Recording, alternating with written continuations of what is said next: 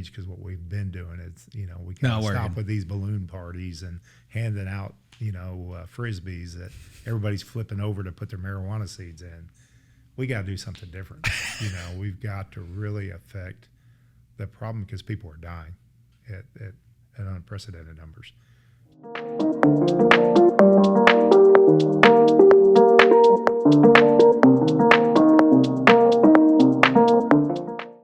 I'm Scott Harness. I'm the founding pastor of that church, and with me I have Jimmy McGill, and I'm the recovery pastor for that church. We want to bring you guys some good news, but we've got to bring some bad news before we talk about some good news. And the bad news is this: unfortunately, we have a new top killer in America. Yeah, fentanyl.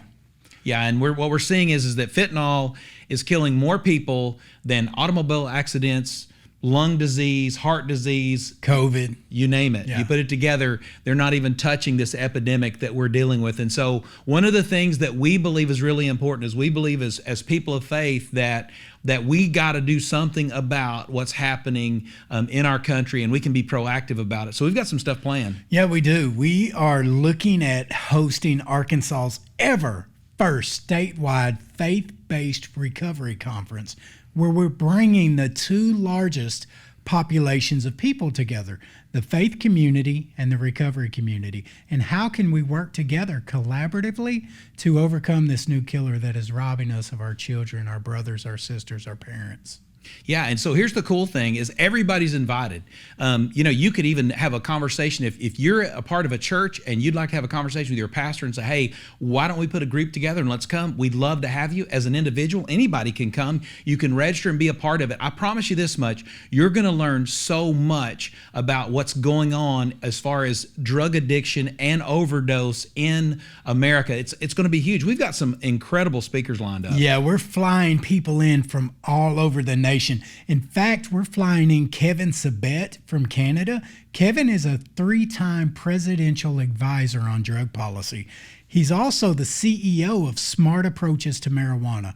With the new marijuana industries, as church leaders, we get asked all the time, God gave it to us. Why can't we smoke it? He also gave you poison ivy. Don't smoke that. That's right.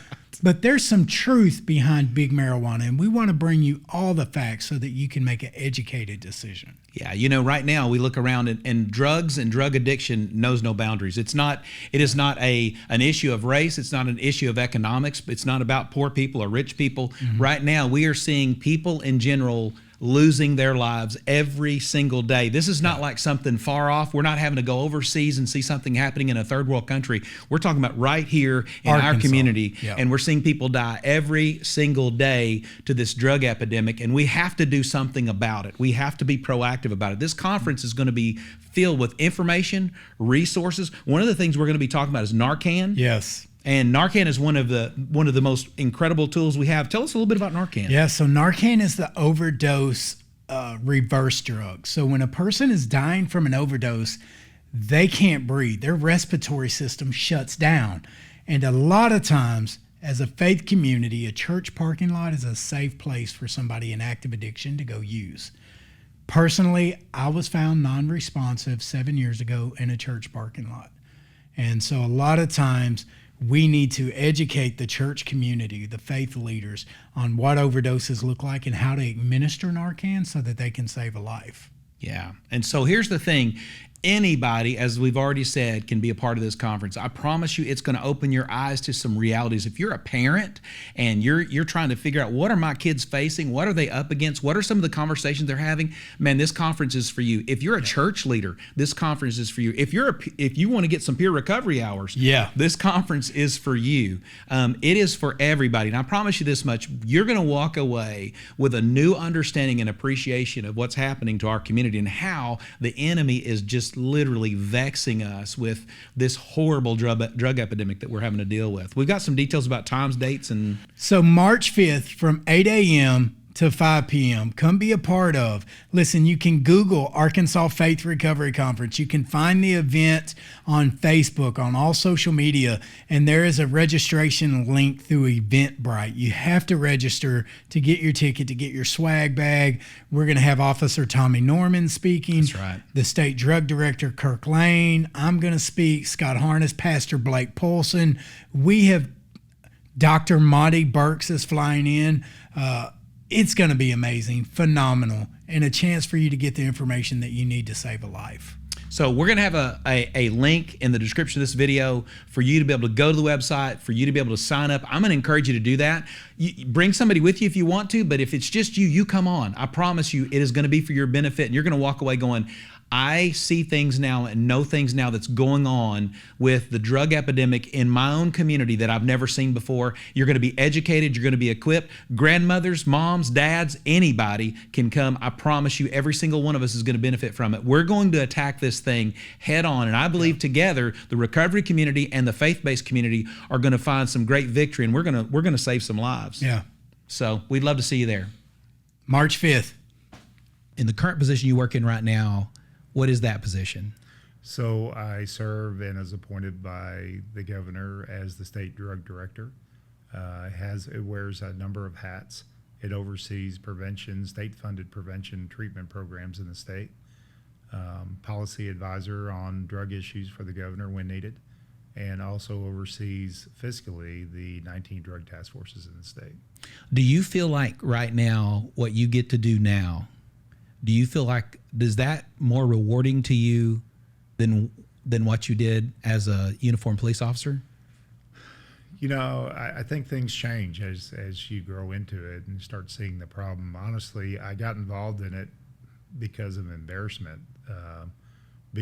Having the community address something to me about a growing overdose prescription drug type issue in 2010, and coming from a background of law enforcement and state-of-the-art narcotic schools and everything in there, I didn't see the problem. Yeah. Because I wasn't trained that way.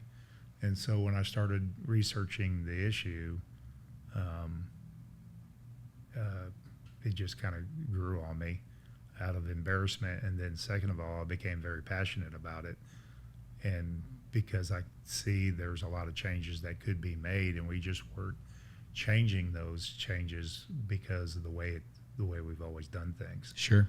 So, and I hate that. Yeah. You know, as a chief of police, you're wanting to say, by God, I said fix it, and it's fixed, and you don't have to go through all these different chains, similar, to other events, but you say fix it, and so.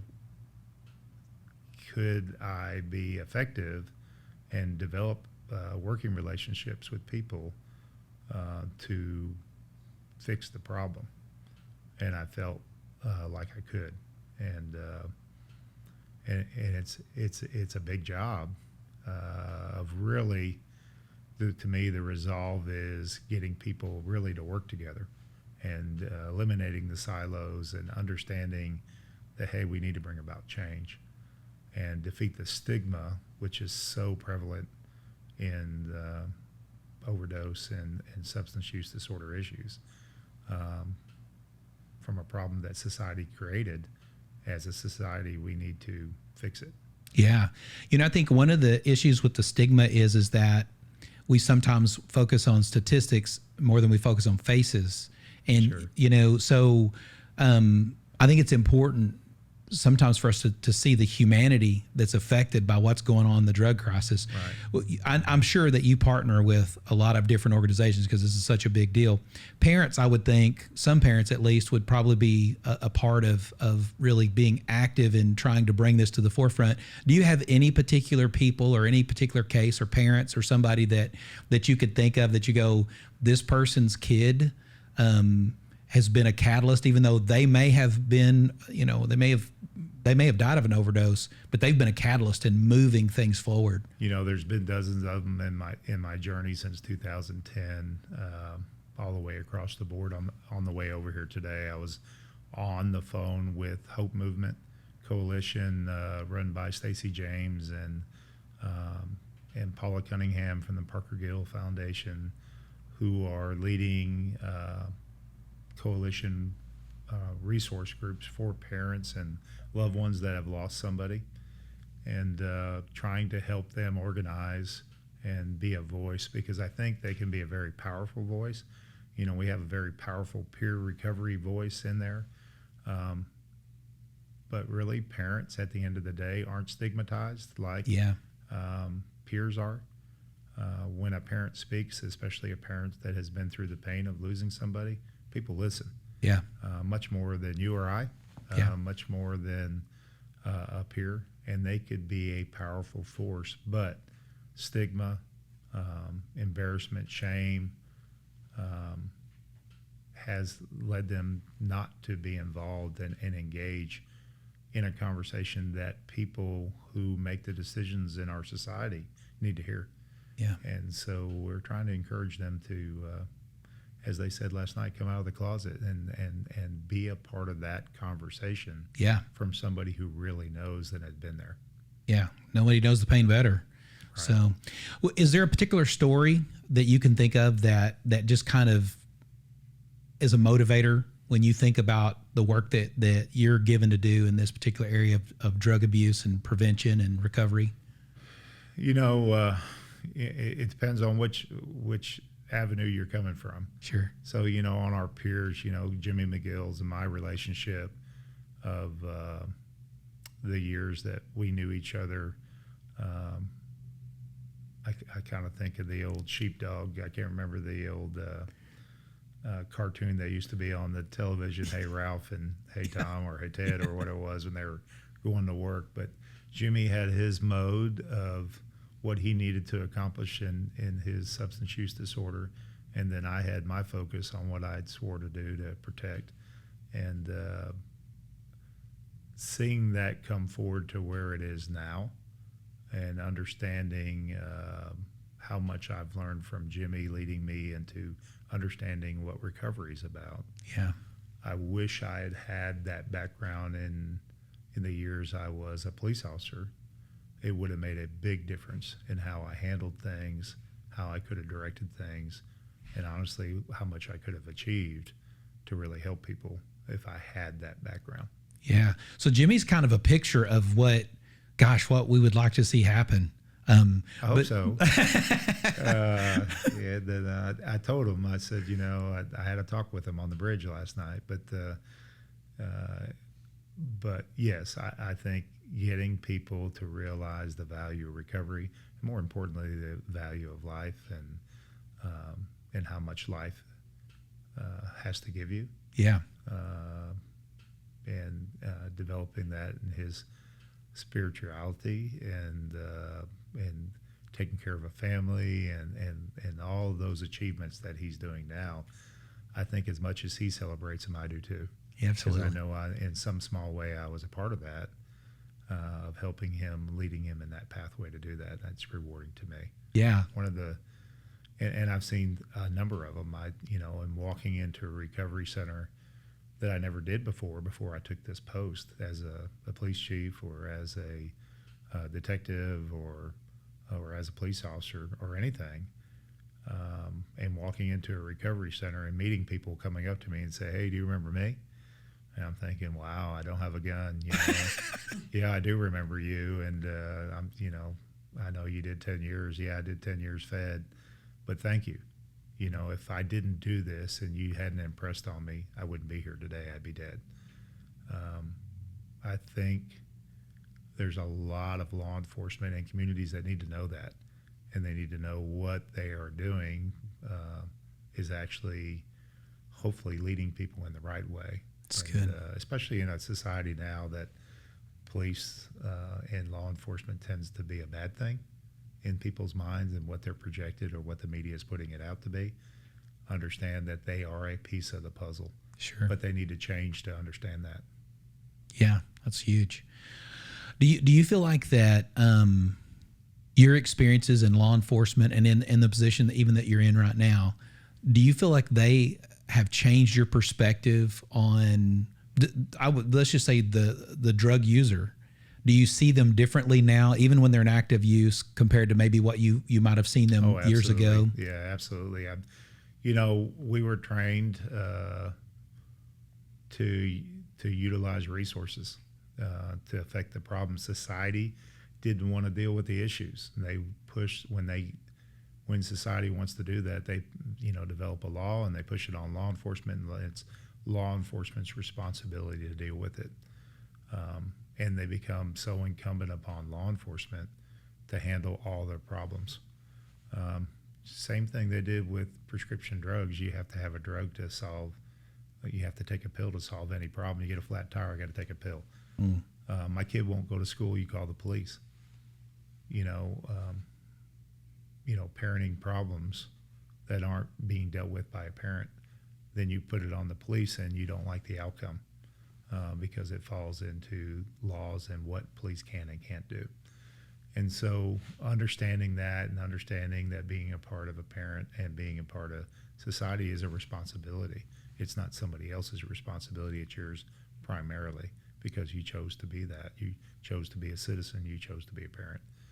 And that is so important for people to understand that. And, who am I to tell a parent how to act and how to be a parent? And, but as the chief of police or a police officer, you have to follow those things. But going back to your question, because I drifted there, but going back to your question, understanding that what society wanted and the direction they were going there led you in that pathway was not now the intended result of developing stigma and criminalizing substance use disorder. They looked at somebody who had a drug problem as a criminal. They didn't, and because of that, criminal led them to commit other crimes to facilitate their substance use disorder. Probably got convictions along their pathway. We, with the information and with the experiences, with the things that we have, why didn't we separate those that were dealing with a substance use disorder and criminalizing them and stigmatizing them for the rest of their lives? We could have spent more effort on the dealers, the ones that were poisoning people and putting us into our society, whether it been big pharma, or doctors, or a criminal illicit drug dealer. We could put those efforts. We put men on the moon. So why couldn't we put those efforts into that deal? And I think that's the way it needs to change, and lead people that have a substance use disorder to get help, to get recovery, to get treatment, to lead normal lives every day, to solve those problems in our community. To me, that's the direction we need to go. But bringing about that change is difficult. I mean, it's very difficult to do. Well, the drug user, the person who has got this substance abuse problem, is so visible. Mm-hmm. The dealer, they're not as visible, and they look a lot better sometimes. And so it's easier for us to target one and look at them in a certain way. How do you feel like that, or what do you believe is one of the more effective ways that we can lift that stigma so that we begin as a community to answer the question of helping people who are in this addiction? I think the first thing you got to do is you have to know each community has its own dynamic.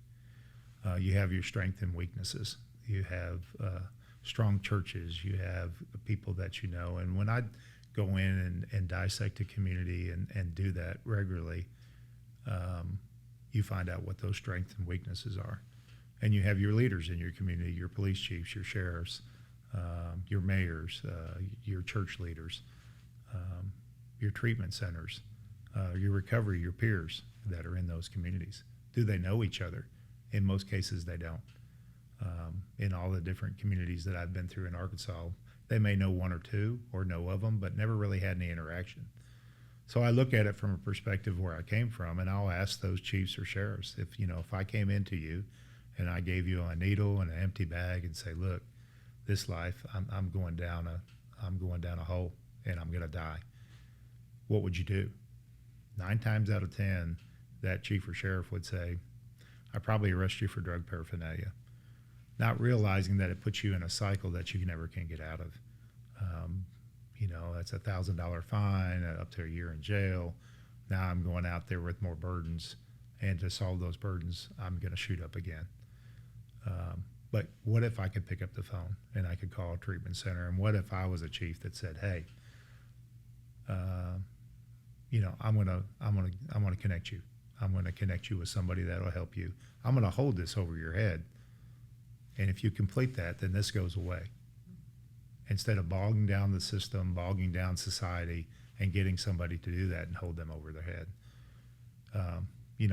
A lot of cities and counties in other states call it an angel program because it gives somebody a second chance. Yeah. And we haven't really embraced that. We do have some that are doing it in the state in one capacity or the next, and they're seeing how much that's really helping them, like Sevier County, Lonoke County. They've really trended out or setting the trend anyway to make a difference in their community, and they're seeing it come back to them tenfold. But we've always been a creature of habit, and it's easy for me as a law enforcement leader or a former law enforcement leader to sit in my office and be reactive and not proactive. Is that what the community is really paying us to do? Mm. So I think those are questions you have to ask somebody, and then sometimes the people that have those people in power don't want them to do anything but to maintain. Don't step outside the box and just keep everything quiet, and everything goes effectively that way. We got too many people losing their lives. We got too many people, families suffering, the state's suffering. COVID's made it even worse. Fentanyl's taken it to a whole nother level. It's time to be proactive. That's good. Or you need to be reactive right now to this issue, and you need to stop this issue right now. That's good.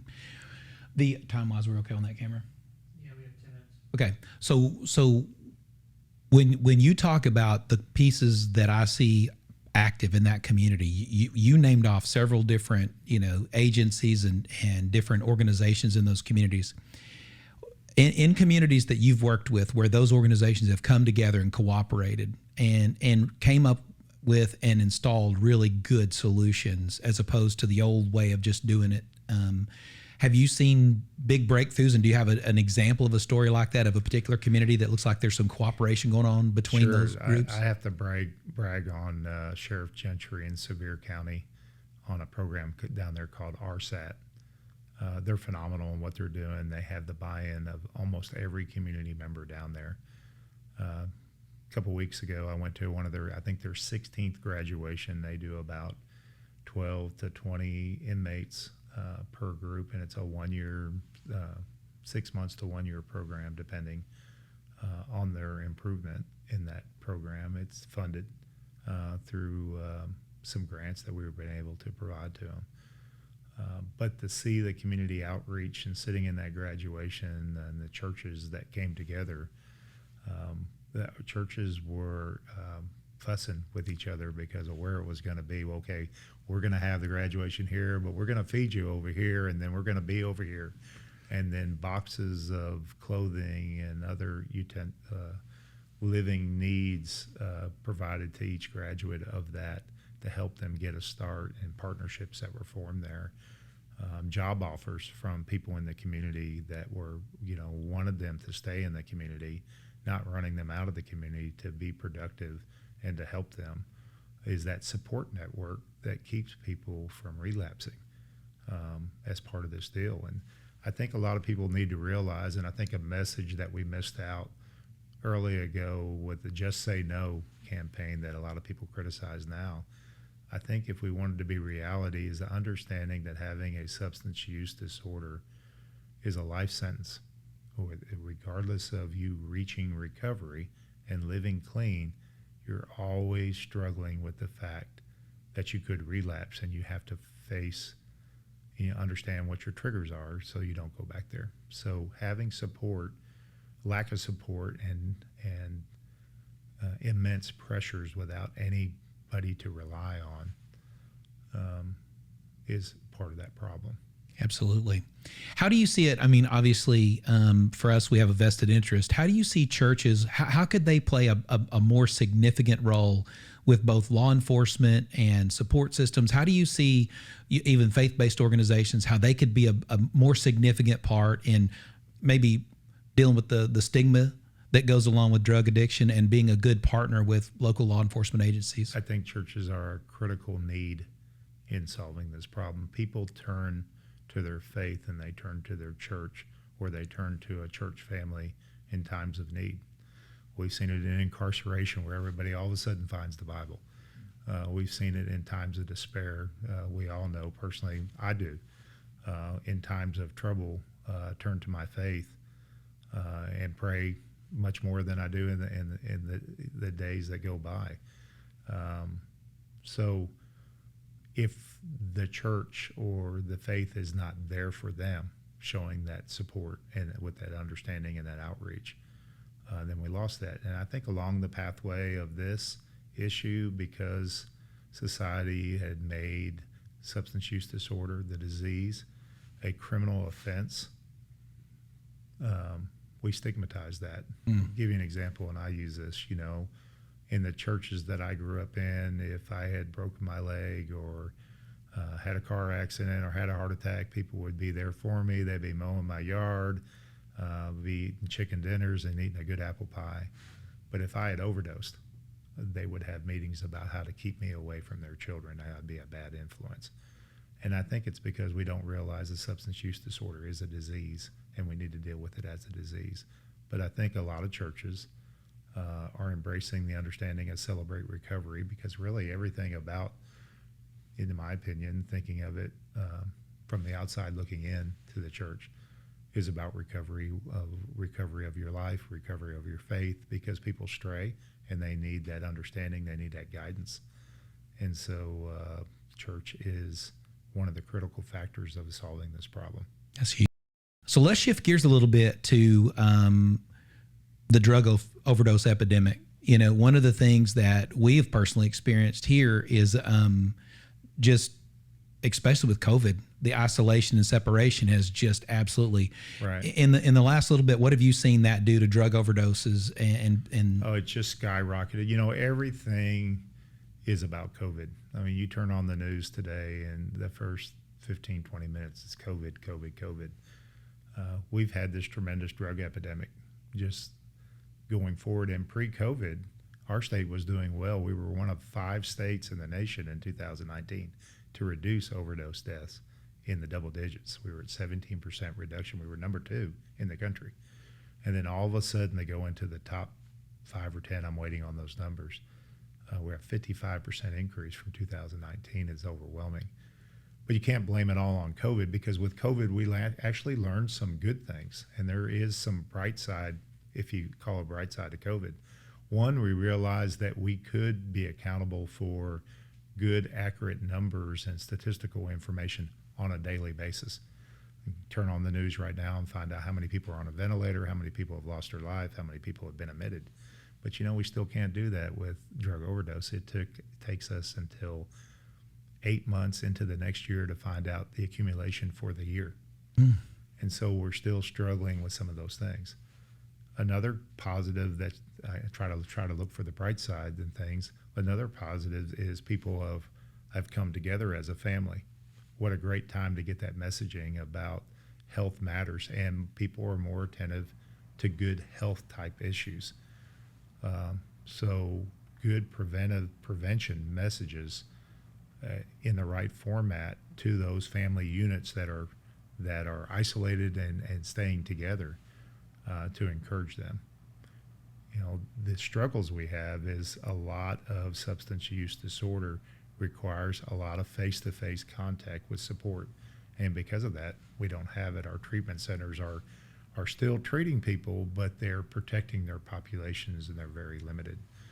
And I think on the bad side that sometimes we use COVID as a crutch not to do what we should be doing. And we have doctors and nurses that are and first responders that are risking their life every day to help people. I think we all need to step up, be smart, take the protective measures that are in place, listen to the science, and don't give up on the other problems that we have. That's good. What is Narcan and why is it important?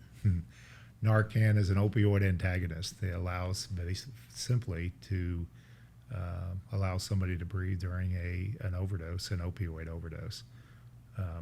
It wins the day. It allows them to breathe, and that's what opioids do is they sit on the receptors of your brain and basically shut your body down.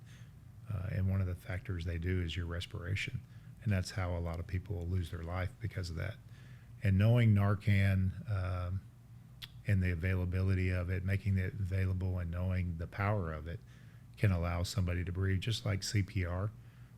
It should be hand in hand with CPR. It should be hand in hand with a defibrillator. It should be a part of every first responder. And honestly, if I'll use this analogy, if you have matches in your house, you ought to have a fire extinguisher. If you have a lot of opioids in your house, or if you have somebody that struggles with a substance use disorder, or if you have interaction with somebody that has a substance use disorder, you should have Narcan in your house. You know, best part about it, if you misdiagnose it, it gives somebody a wet nose.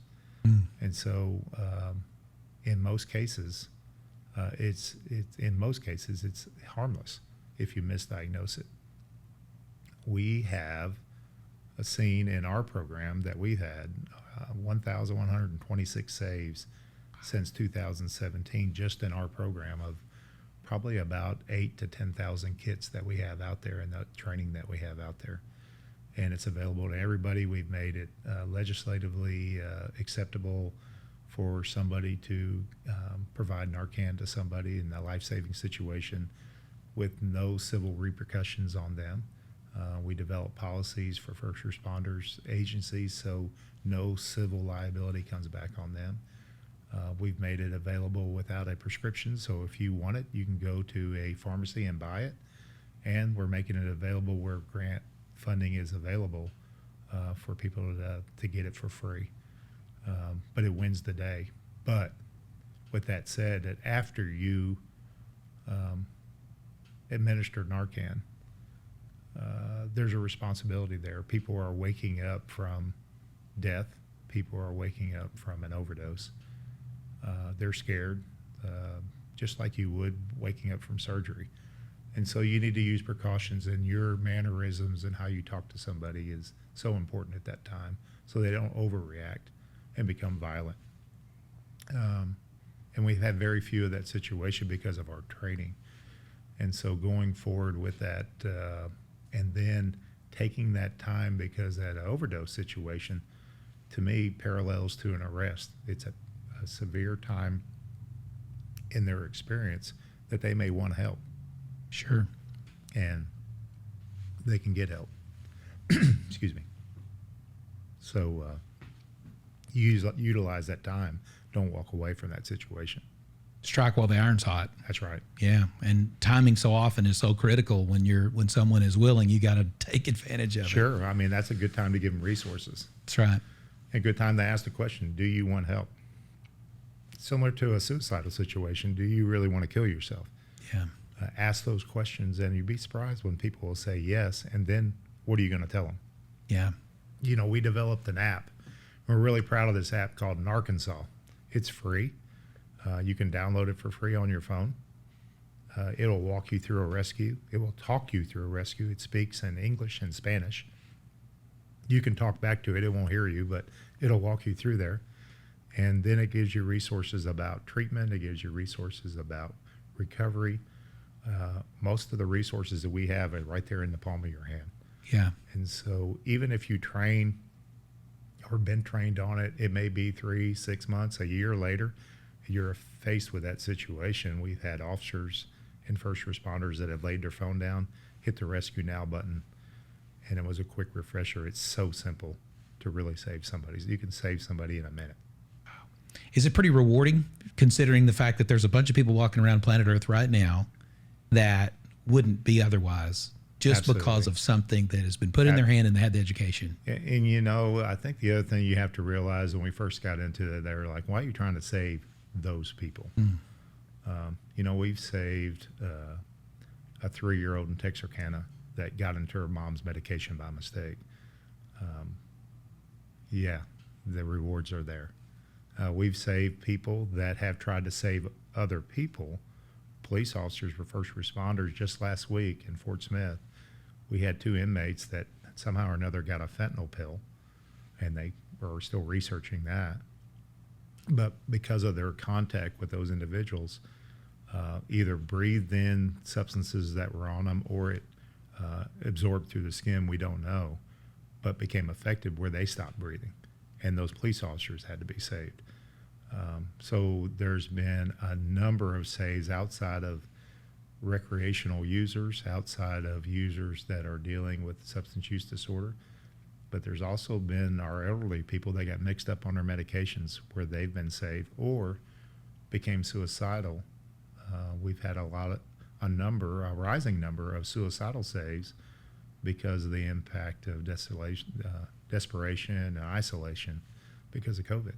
So a lot of rewards in that, and especially seeing somebody move from that. I'm always rewarded to hear that, hey, I overdosed 10 times in my pathway, and 2 or 3 times I got hit with Narcan, and I'm leading a good life today.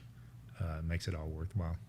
Yeah, that's great. That's great. What would you say if you could pick out any one particular story? What would you say is this is one story that just motivates me because it's such a success story and I get excited about it?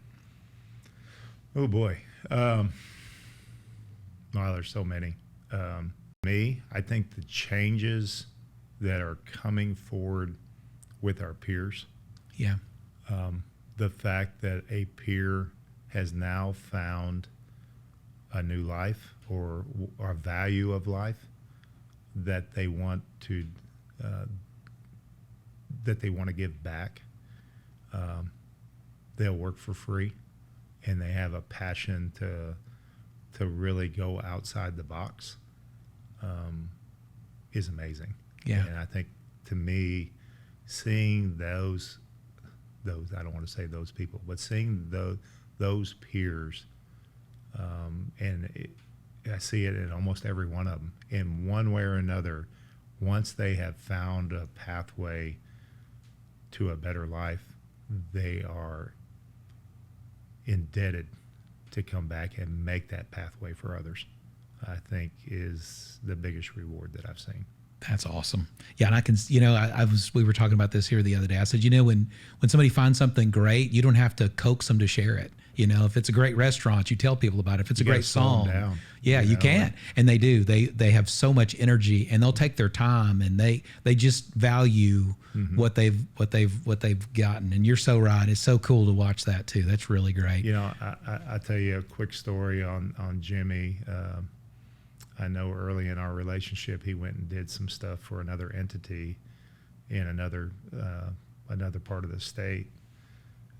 And he called me, and I was still on the bubble with Jimmy, listening, because I had dealt with so many people from my old hat of substance use disorder, of being a police officer, and still always that, do I really trust you 100% yet?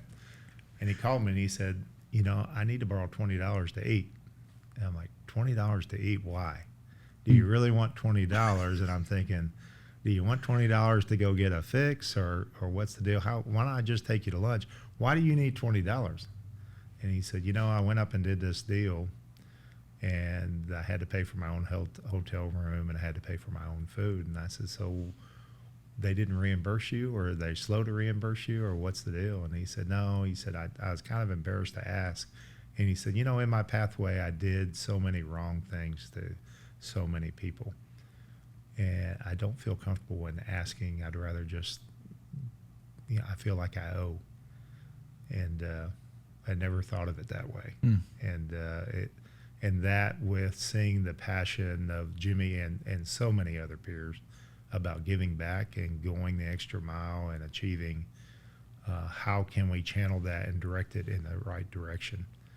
And now seeing parents developing now, and I think it's the next wave of the Solve-All, and hopefully churches too. And we're seeing a big rise in our churches, faith-based type organizations getting involved in this. I think we're on a pathway to good things. I love it. What do you think is one of the obstacles? Why do you think some of the churches are reserved or maybe hesitant to get involved in the recovery effort or whatever the effort looks like? Stigma is always the number one obstacle. Adaptability to change, competitiveness. Do we want to be known as this? Do we want to weigh into this? How is it going to affect what the other members of the flock are going to think of us? I think are the biggest factors. It's good. It's good. And everything that we do in some way or another has an educational component to it. Sure. Understanding, even working with doctors about prescribing or the medical community about prescribing. They didn't like us, suggesting. We wanted to develop tools that they would do. We wanted them to embrace understanding that the way we were doing things was leading us in a bad pathway. And finally, we started making some headway with that because a lot of the younger doctors that were coming on board had lived and seen their friends and colleagues die of a drug overdose, and they were willing to say, hey, wait a minute, there's got to be a better way. And they wanted to be a part of that change and became those change agents to make the difference. It's good. Do you think that churches, you talk about peer recovery and you talk about peer effort. Do you think churches, wouldn't that be a great opportunity to be a peer church? And wouldn't that be kind of a segue where churches, maybe a church could coach, share with another church, here's what our experience has been and here's how you handle these questions and stuff. How big of an asset do you think that would be to? I think it'd be huge. I think that's what we need. Our peers and people with lived experience have never had a seat at the table because they were stigmatized because you had a criminal conviction or because you used before you found your pathway. You weren't offered a seat at the table.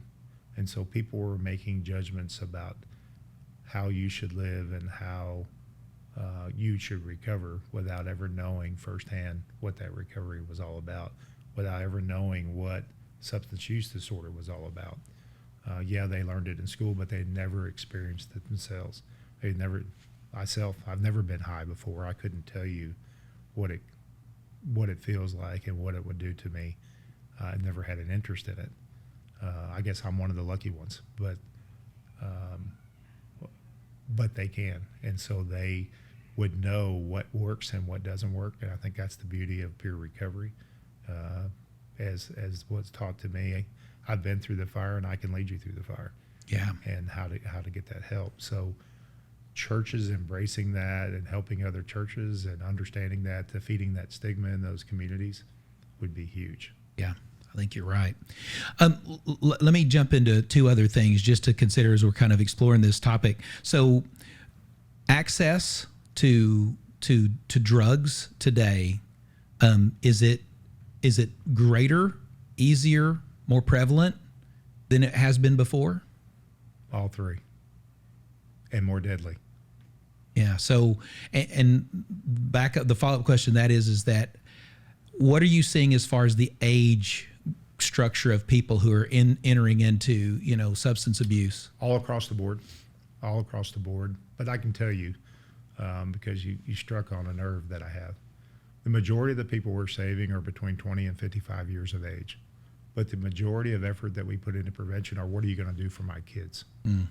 What we're leaving out is not putting enough effort in that 20 to 55 years of age. And how do you reach that age group? What venue, going to put it on the churches again, what venue do we need to reach that age group? Because they're very comfortable in saying, hey, you need to teach that to my kids. Don't question me, don't judge me. You need to teach that to my kids. But there's a lot of kids that are, I say kids, young people, that don't want to get involved in it because they know what's going on. And when you go and teach those kids, you have to be very careful in what you teach them because they know what it's called, they know what it's about, much more than you do when you teach them. They valued listening to Jimmy more than they do me because he's real with them and he's been there and he understands that, where I'm just an old bald-headed cop that says, just say no. Right. So with that aspect, there's a lot of kids out there that are not using, but living in homes where the parent or the guardian or the brother or the sister or the uncle or some other loved one in there that is using, putting that child in danger. And are we focusing our messages on teaching them how not to be a drug-endangered children, or reversing that role? And could those kids have those talks with their parents or their loved ones that their parents should have been having with them? And are we teaching them those messages to do that? Might be another way of looking at that issue, instead of, hey, these are drugs and these are bad. But these are avenues I have, and these are people I can trust to go to if it gets outside, and I don't have to live in that drug-endangered life. Because really they're mentoring them and putting impressions on those young people that later in life, when we deal with pressures and problems that we all have later in life, if their faith isn't strong enough, they saw the way mom and dad or brother or uncle, whoever's raising them, solve their problems. It's easy for them to become that person and become have a substance use disorder. What's scary about that is drugs today weren't where it was when you and I were young people. Yeah. And with fentanyl, it's a whole new ball game, because any drug use now could be a deadly one. They're mixing fentanyl into everything, and any drug use could be a deadly one. And that's a message that I don't think we put out enough. Yeah. What would you say? I mean, obviously 33 years in law enforcement and in the role that you're in now. How many personal encounters have you had with someone who has overdosed and passed away? Hundreds. Wow. How's that affected you? You carry it. You learn to carry it. I think it affected me, and I think a lot of it's driven. It drives you to try to affect the problem. Yeah, it's good. I want to backfill this because we talked about Jimmy quite a bit in this, and listeners may not even know who Jimmy McGill is. So tell us who's Jimmy McGill, and when did you first meet him? So Jimmy was a young man that was in our community that had a substance use disorder. He had a difficult childhood that affected that. I learned that later in there because I didn't take the time to learn it then. Myself and the people that I were under my command, he became a target of several investigations because of his substance use disorder and some of his crimes that he was committing to support his substance use disorder. And I know we personally had several interactions. I remember walking him down to put him in the Pulaski County Jail. My focus was turning him into an informant because that's the way we were trained, and we were trying to always move up the chain in that drug organization, and he was unwilling to be that person. But I remembered him particularly because I always thought, this guy isn't so bad if he wasn't on dope. I think we could get along because he was nice to talk to. He was very outgoing. I thought a lot of his, I've had a lot of interactions. I've arrested thousands of people, but I had a lot of interactions, a lot of times that were not very nice, but this one was pretty pleasant. And I like, this guy's, he's okay. He just has a problem, and the other thing is he won't, and I appreciated a person that stood strong in his convictions and did want to work for me. I get that. So for the right reasons. And, but, our pathways crossed several times. I told them very pointedly that I'm going to get you if you keep up with it again. And our pathways crossed again. I said, hey, I told you so. I had him brought up to the office. You got him. At the time, we were actually investigating a drug-related homicide. When those things happened, we look at everybody that's in and around that organization.